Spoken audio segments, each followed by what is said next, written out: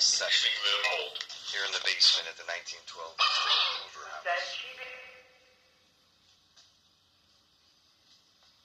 Please tell us your name and anything on your mind, please, on the voice box.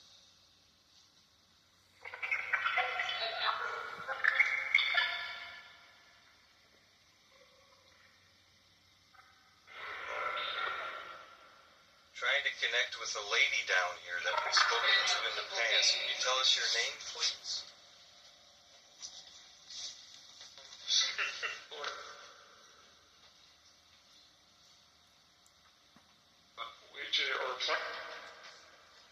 Are there any children here?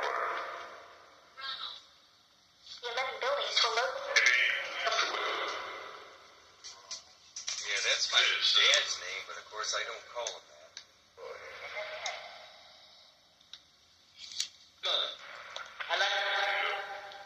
Is there a little girl down there?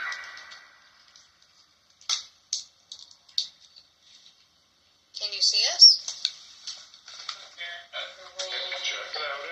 Picture. Are you in one of our pictures? Hi, Eleanor. Are you the daughter of Ira and Ellie?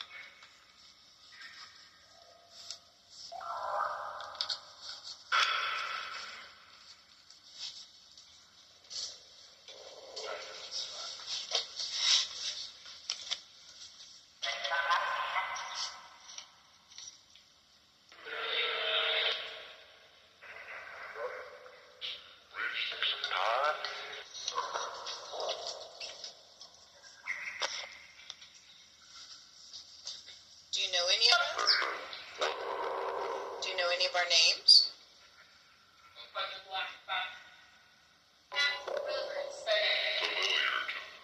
Familiar to you?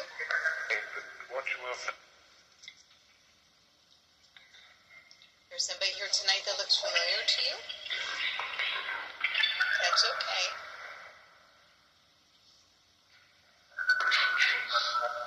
Some objects around. Child. That sounds like a child. What was your name, please?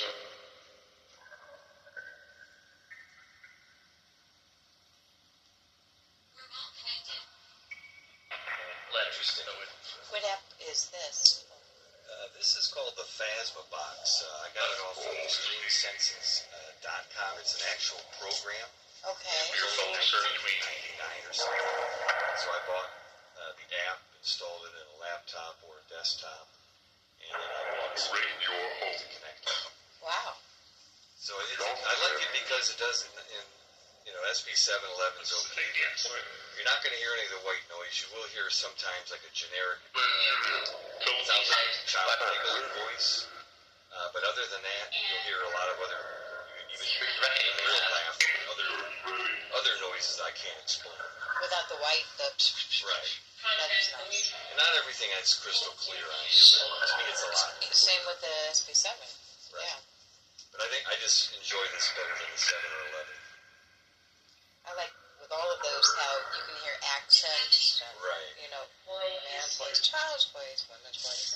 Even conversations. Did you ever hear conversations? Yes. I love that. Yes, That's conversations wild. and a lot of intelligent responses like, can we ask you please to give us a number? How many of you are with us right now? A number, please.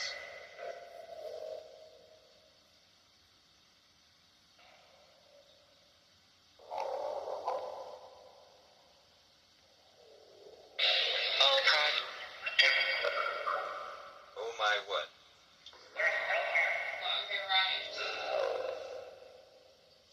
You're going to do the table tipping too, right? That won't be forgotten.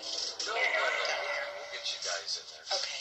Yeah, it only runs 30 to 45 minutes a session. Okay. So I think we've been down here, 20 Not that long. minutes.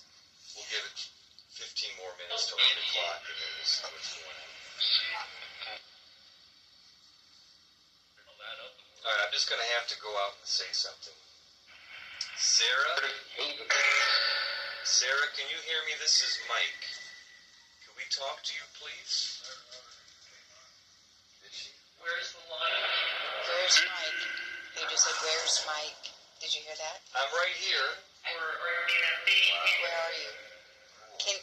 Can you, are you looking for him but you can't see him? I'm right here. Whoever's looking for me, I'm looking for Sarah. So I'm just going to tell you the story about Sarah. Don may know the story. I don't know if Sarah worked here or she just visited here. She had a boyfriend. At the time, they didn't have any children together. They were a couple. Okay, we'll remember that. Something behind the bookcase. Thank you. And all of a sudden, I guess, I don't know if it's because Sarah got pregnant with this gentleman, her boyfriend at the time, but he wanted nothing to do with her, and he broke things up. So here she is, pregnant. He wants nothing to do with her. All she was doing was here visiting, talking, not necessarily with the other man. He got jealous. She walked out in the alley here, and she sadly killed herself.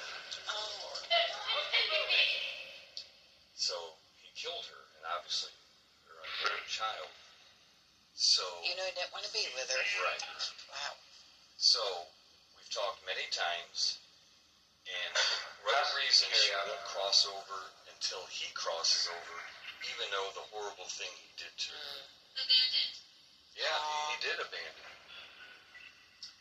And then the last time we had spoken, the last time I was here, she, in another room, mentioned that maybe she was ready to cross over, but once again, she wasn't ready. So we try every time, Sarah.